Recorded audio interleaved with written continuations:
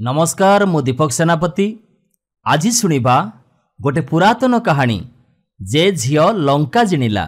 परिवेषण परशुराम बेहेरा।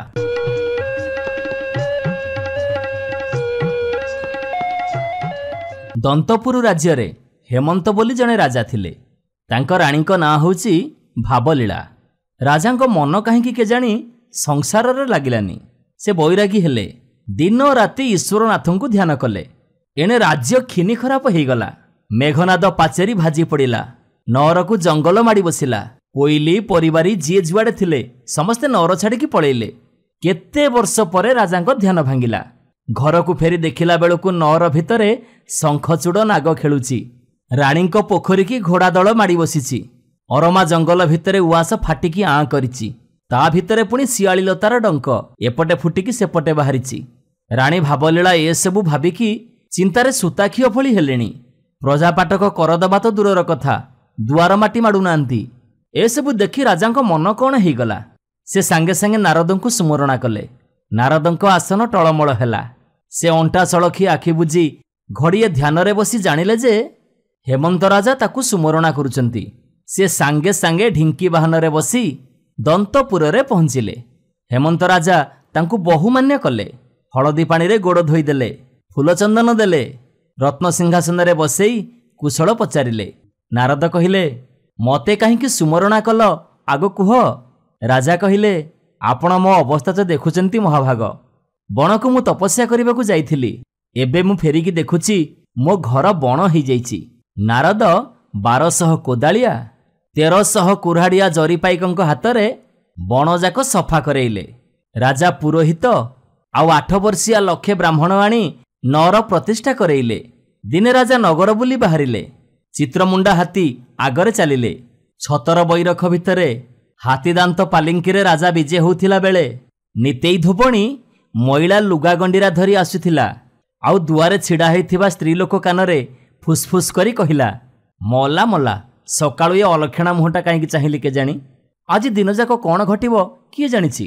से तिरिलाठी कहिला एडे कथाटा चटकी कहि दउछ केमिति। केते काल परे आम राजा विजे करिसेंती। देखिबाकू हमकु रंक परी लागुची। धोबणी कहिला आलो मु कोन मिछ कहूची। ये अमंगुଳାର मुह चाहिले कौ कथा भल नहीं। ए राजा पर आंठू कुड़ा। राजांक कानरे जेमिति एकथा बाजिछि राजांक मन कौन हो गला। से थाट पटुआर फेरई आनिबाकू आदेश देले। मने मने स्थिर कले मोर पिला न हबा पर्यंत मु आ राज्य रे काहाकू मुह देखैबिनी। सतको सत दिने राति रे राजपोषाक फिंगी देई राजा उआस छाड़ीदेले। बणजाक बुली बुली शेषरे ईश्वरनाथ घाटरे तपस्या रे बसिले। अन्नपाणी किछि छुईलेनी। केते काल परे ईश्वरनाथ आसन टलिला। से दर्शन देई कहिले राजा किबर मागुच माग। राजा कहिले मोर आउ किछि दरकार नहीं प्रभु मते खाली पुओटिए दियंतु। ईश्वरनाथ राजांक हाथ सत्य आंबटीए देई अंतर्ध्यान होईगले। राणी से फल खाइले। आंब खाई राणींकर पुओटिए हेला। शंख मोहरी बाजिला हुड़हुड़ी पड़ा।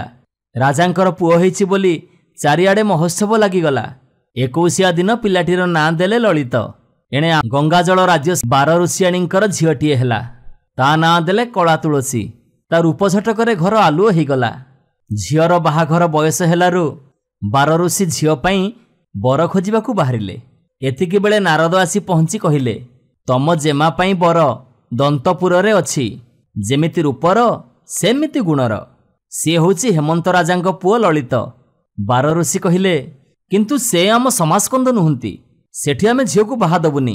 नारद तो कलिया जेमिति आसी एकथा हेमंत राजांक कानरे पकई दैछंती।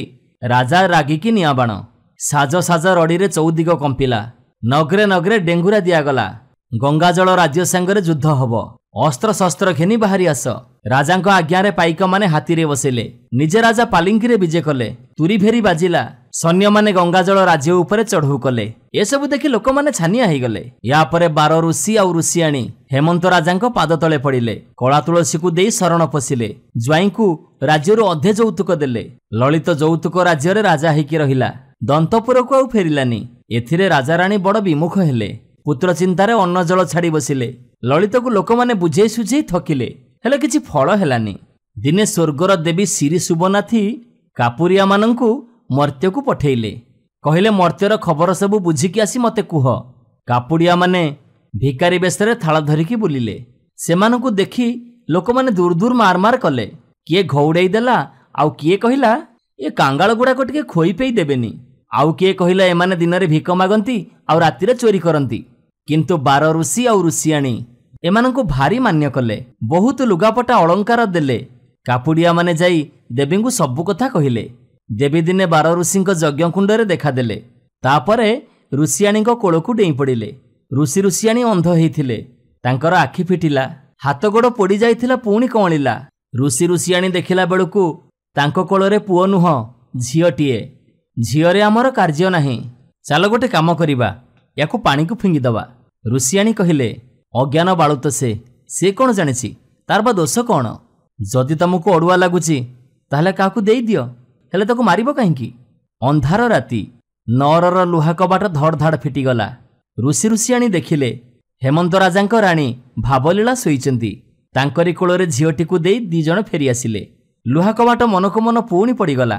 ଝିଅ କାନ୍ଦରେ ରାଜାଙ୍କ ନିଦ ଭାଙ୍ଗିଲା। ଆଶ୍ଚର୍ଯ୍ୟ କଥା, ଇଏ ଆଇଲା କୋଉଠୁ?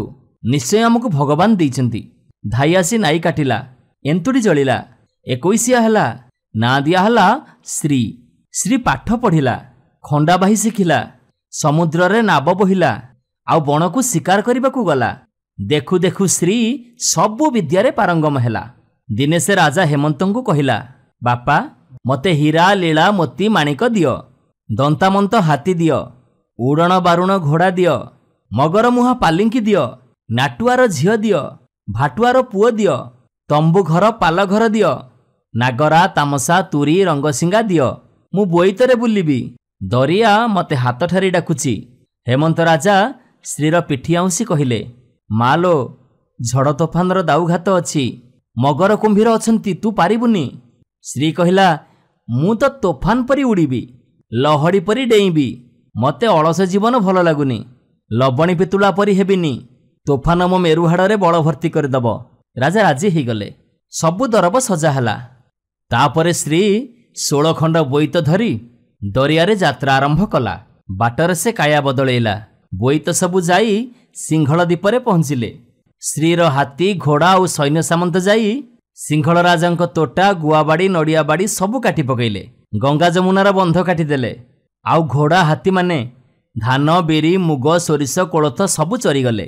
ଏସବୁ ଦେଖି ରାଜକର୍ମଚାରୀମାନେ ଯାଇ ସିଂହଳ ରାଜା ଡାଳିମ୍ବଙ୍କୁ କହିଲେ, ମହାରାଜ, କୋଉ ଦେଶର ରାଜା ଆସି ଆମ ଦେଶରେ ପହଞ୍ଚିଛନ୍ତି, ତମ୍ବୁ ଘର ପକେଇ ରହିଛନ୍ତି। ଏ କଥା ଶୁଣି ସିଂହଳ ରାଜା ଶ୍ରୀର ତମ୍ବୁ ଘରେ ଯାଇ ପହଞ୍ଚିଲେ। ଶ୍ରୀ ତାଙ୍କୁ ସମ୍ମାନର ସହିତ ତମ୍ବୁ ଘରକୁ ପାଛୋଟି ନେଲେ। ତାଙ୍କ ସହିତ ମୈତ୍ର ବସିଲେ, ଆଉ କହିଲେ, ଆମ ସହିତ ଆଜି ଏଇଠି ମଣୋହି କରିବେ। ସେଦିନ ଖୁବ୍ ଖିଆପିଆ ହେଲା। ରାଜା ମଉଜରେ ଖାଇ ପିଇ ଘରକୁ ଫେରିଲେ। କିନ୍ତୁ ତାଙ୍କର ମନରେ ଗୋଟିଏ ଶଙ୍କା ହେଲା, ଇଏ ଜଣେ ବହୁତ ବଡ଼ ରାଜା, ସେ କେତେ ଦେଶ ଜିଣି ଆସି ଏଠି ପହଞ୍ଚିଛନ୍ତି, ମୋ ଦେଶକୁ ସେ ମାଡ଼ି ନ ବସିବେ କାହିଁକି? ଏମିତି ମନ କଥା ତାଙ୍କର ମନରେ ଥାଏ। ତା ପରଦିନ ରାଜା କଟୁଆଳକୁ ପଠେଇଲେ। ସେ ଯାଇ ସ୍ତ୍ରୀକୁ ଖବର ଦେଲା, ଆଜି ସନ୍ଧ୍ୟାକୁ ରାଜା ଆପଣଙ୍କୁ ନିମନ୍ତ୍ରଣ କରିଛନ୍ତି, ଆପଣ ତାଙ୍କ ସହିତ ମଣୋହି କରିବେ। ଏଥିରେ ସ୍ତ୍ରୀ ରାଜି ହେଇଗଲା। ସେ ଯାଇ ରାଜାଙ୍କ ଉଆସରେ ପହଞ୍ଚିଲା। ଏଣେ ରାଜା ରୋଷେଇଆକୁ କହିଦେଇଥାନ୍ତି, ଯେଉଁ ଅତିଥି ରାଜା ଆସୁଛନ୍ତି ତାଙ୍କୁ ବିଷ ମିଶେଇ ଭୋଜନ ପରସିବ। ଶ୍ରୀ ଆସିଲା ପରେ ସମସ୍ତେ ଗୋଟିଏ ଜାଗାରେ ଖାଇବାକୁ ବସିଲେ। ସୁନା ଥାଳିରେ ଅନ୍ନ ପରସି ଦିଆଗଲା। ଶ୍ରୀ ସହିତ ଶଙ୍ଖି ବିଲେଇ ଆଉ ପାଟ ଭାଲି ଶୁଆ ଯାଇଥିଲେ। ଶ୍ରୀ ପ୍ରଥମେ ଭାତ ଗୁଣ୍ଡାକ ଶଙ୍ଖି ବିଲେଇକି ଦେଲେ। ଶଙ୍ଖି ବିଲେଇ ତାକୁ ଖାଉ ଖାଉ ଘୁମେଇକି ଟଳି ପଡ଼ିଲା। ଶ୍ରୀ ରାଗି ଯାଇ କହିଲା, ତମକୁ ବିଶ୍ୱାସ ନାହିଁ, ମତେ ତମେ ମାରିବାକୁ ଉପାୟ ଖଞ୍ଜିଥିଲ, ତମେ ହେଉଛ ମୋର ଶତ୍ରୁ, ତମ ସହିତ ମୁଁ ଯୁଦ୍ଧ କରିବି। ଏହାପରେ ଶ୍ରୀ ସେଠାରୁ ତୁରନ୍ତ ଫେରିଆସି ଯୁଦ୍ଧ ଡାକରା ଦେଲେ। ଡାଳିମ୍ବ ରାଜାଙ୍କ ସହିତ ଘମାଘୋଟ ଯୁଦ୍ଧ ହେଲା। ଶେଷକୁ ଡାଳିମ୍ବ ରାଜା ହାରିଗଲେ। ଶ୍ରୀ ସୈନ୍ୟମାନଙ୍କୁ ଆଜ୍ଞା ଦେଲା, ୟାକୁ ନେଇ ବୋଇତ ମଙ୍ଗରେ ବାନ୍ଧିଦିଅ। ୟାପରେ ପୁଣି ବୋଇତ ନେଇ ଫେରିଆସିଲେ। ବାଟରେ ସେ କାୟା ବଦଳେଇଲା। ଶ୍ରୀ ତାର ନିଜ ରୂପ ଫେରି ପାଇଲା। ଶେଷକୁ ଯାଇ ବାପାଙ୍କ ରାଜ୍ୟରେ ପହଞ୍ଚିଲା। ଶ୍ରୀ ସିଂହଳ ରାଜାଙ୍କୁ ଯୁଦ୍ଧରେ ହରେଇ ବାନ୍ଧି ଆଣିଛି ବୋଲି ଚହଳ ପଡ଼ିଲା। ଦନ୍ତପୁରର ହେମନ୍ତ ରାଜା ସିଂହଳ ରାଜାଙ୍କୁ ବନ୍ଧନମୁକ୍ତ କରି ବନ୍ଧୁ ଭାବରେ ପାଖରେ ରଖିଲେ। ଏମିତି କେତେ ଦିନ ଗଲା। ଦିନେ ନାରଦ ଆସି କହିଲେ, ଶ୍ରୀ ତ ବହୁତ ନାଁ କଲା, ଯିଏ ଶୁଣୁଛି ସିଏ ଧନ୍ୟ ଧନ୍ୟ କରୁଛି, ମହାରାଜ ଏବେ ତାକୁ ହାତକୁ 2 ହାତ କରିଦିଅନ୍ତୁ। ରାଜା କହିଲେ, ସେ କଥା ସ୍ତ୍ରୀକୁ ପଚାରନ୍ତୁ। ନାରଦ ଯାଇ ସ୍ତ୍ରୀକୁ ସେଇ କଥା କହିଲେ। ସ୍ତ୍ରୀ କହିଲା, ମୁଁ ଜୀବନରେ ଜଣକୁ ସୁଖ ପାଇଛି, ଆଉ ଯେତିକି ସୁଖ ପାଇଛି ସେତିକି ଘୃଣା କରିଛି। ଯଦି ମୁଁ ବାହା ହେବି ତ ସେଇଆକୁ ବାହା ହେବି। ନାରଦ ପଚାରିଲେ, ସେ କିଏ? ଶ୍ରୀ କହିଲା, ସିଏ ହେଉଛନ୍ତି ଡାଳିମ୍ବ ରାଜା, ପୁଣି ଅନ୍ତରଙ୍ଗ ବନ୍ଧୁ। ମୁଁ ତା ଦେହଟାକୁ ବନ୍ଦୀ କରିଛି, ଆଉ ସେ ମୋ ମନକୁ ବନ୍ଦୀ କରିଛି। ମୁଁ ତାକୁ ବାହା ହେବି, କିନ୍ତୁ ଛୁଇଁବିନି। ଏମିତି ଅଭିଲା କଥା କୋଉ ରାଜ୍ୟରେ ଅଛି? ବାହା ହବ ପୁଣି ଛୁଇଁବନି। ରାଣୀ ଭାବଲୀଳା କାନ୍ଦିଲେ। ରାଜା ଭାରି ବ୍ୟସ୍ତ ହେଲେ। ସମସ୍ତେ ବୁଝେଇଲେ, ହେଲେ ଝିଅର ସେଇ ଏକା ଜିଦ୍। ଚାଙ୍ଗୁ ଡେମ୍ଫ ନାଗରା ବାଜିଲା, ହୋମନିଆ ଜଳିଲା, ବାହାଘର ହେଲା, ହେଲେ ହାତ ଗଣ୍ଠି ପଡ଼ିଲାନି। ସେଇ ନିଆଁକୁ ସାକ୍ଷୀ ରଖି ବିବାହ କାର୍ଯ୍ୟ ବଢ଼ିଲା। ରାଜା ହାତୀ, ଛତି, ପଲଙ୍କ କେତେ କ'ଣ ଯୌତୁକ ଦେଲେ। ଡାଳିମ୍ବ ରାଜା କିଛି ଛୁଇଁଲାନି। କେବଳ ସ୍ତ୍ରୀକୁ ସାଙ୍ଗରେ ଧରି ସିଂହଳ ରାଜ୍ୟକୁ ଗଲେ। ଦେଖୁ ଦେଖୁ ସମୁଦ୍ର କୂଳରେ ପହଞ୍ଚିଲେ। ସମୁଦ୍ର ଗର୍ଜୁଥାଏ, କୂଳରେ ଲହଡ଼ି ଭାଙ୍ଗି ଚୂନା ହେଉଥାଏ। ସମୁଦ୍ରକୁ ଅନେଇ ସ୍ତ୍ରୀ ଭାବିଲା, ଯୋଉ ଛାରକୁ ମୁଁ ଯୁଦ୍ଧରେ ହରେଇଲି, ମୁଁ ସେଇଆକୁ ବାହା ହେଲେ। ଯିଏ ଦିନେ ମୋତେ ବିଷ ଖାଇବାକୁ ଦେଇଥିଲା, ମୁଁ ପୁଣି ସେଇଆକୁ ଭଲ ପାଇଲି, ଆଉ ତାରି ଉଆସରେ ମୁଁ ରାଣୀ ହେଇ ରହିବି। ମୁଁ ତା ଚରଣ ଦାସୀ ହେଇ ତାର ସେବା କରିବି। ଧିକି ମୋ ଜୀବନ। ଟିକେ ଉପର ଠାଉରିଆ ହସ ହସି ସ୍ତ୍ରୀ ଡାଳିମ୍ବ ରାଜାକୁ କହିଲେ, ତମେ ଏଇ କୂଳରେ ଥାଅ, ମୁଁ ଟିକେ ସମୁଦ୍ରରେ ବୁଡ଼ି ଆସେ। ଡାଳିମ୍ବ ରାଜା କହିଲେ, ତମେ କ'ଣ ଏକୁଟିଆ ଯିବ? ମାଝି ଆଉ ଦିଗବାରିଆକୁ ସାଙ୍ଗରେ ନେଇଯାଅ। ସ୍ତ୍ରୀ କହିଲା, ମୁଁ ତ ସବୁଦିନେ ଏକୁଟିଆ। ଏହା କହି ସେ ଆହୁଲା ମାରି ମାରି ଘୋର ସମୁଦ୍ରକୁ ପଶିଗଲା। ଢେଉରେ ଚହଳ ନାହିଁ, କୂଳ କିନାରା କିଛି ଦିଶୁନି, କେହି କୁଆଡ଼େ ନାହାନ୍ତି। ଉପରେ ନୀଳ ଆକାଶ, ତଳେ ନୀଳ ସମୁଦ୍ର। ଏବେ ସ୍ତ୍ରୀ ନିଜ ଉପରେ ରାଗିଲା। ଆଖିରୁ ନିଆଁ ଝୁଲ ଖସି ପଡ଼ିଲା। ପୁଣି ଆକାଶ ଫଟେଇ ହସିଲା, ଆଉ ବୁକୁ ଫଟେଇ କାନ୍ଦିଲା। ସତେକି ସେ ଲୁହରେ ସେ ତରଳି ଯାଉଛି। ତାପରେ ନାଆକୁ ସେ ଘିରି ଘିରି କରି ବୁଲେଇ ସମୁଦ୍ରରେ ଡୁବେଇ ଦେଲା। ଡାଳିମ୍ବ ରାଜା ଡାକ ପକାଉଥାନ୍ତି, ହେ ସ୍ତ୍ରୀ, ତମେ ଫେରିଆସ, ଫେରିଆସ। ହେଲେ ସ୍ତ୍ରୀର ଆଉ ଚିହ୍ନବର୍ଣ୍ଣ ନଥିଲା। ନମସ୍କାର, ମୁଁ ଦୀପକ ସେନାପତି। ଆଜି ଶୁଣିବା ଏକ ପ୍ରାଚୀନ କାହାଣୀ, ବୁଦ୍ଧିମତୀ ପତ୍ନୀ। ପରିବେଷଣ ପରଶୁରାମ ବେହେରା। ମାଧବୀ ଆଉ ତାର ସ୍ୱାମୀ ମାଧବ ଗୋଟିଏ ଗାଁରେ ରହୁଥିଲେ। ମାଧବୀ ଥିଲା ଯେମିତି ବୁଦ୍ଧିମତୀ, ତା ସ୍ୱାମୀ ମାଧବ କିନ୍ତୁ ସେମିତି ନଥିଲା। ମାତ୍ର ମାଧବ ଥିଲା ଖୁବ୍ ଦୟାଳୁ। ଅତିଥି ଅଭ୍ୟାଗତଙ୍କୁ ଚର୍ଚ୍ଚା କରିବାରେ ତାର ଭାରି ସଉକ।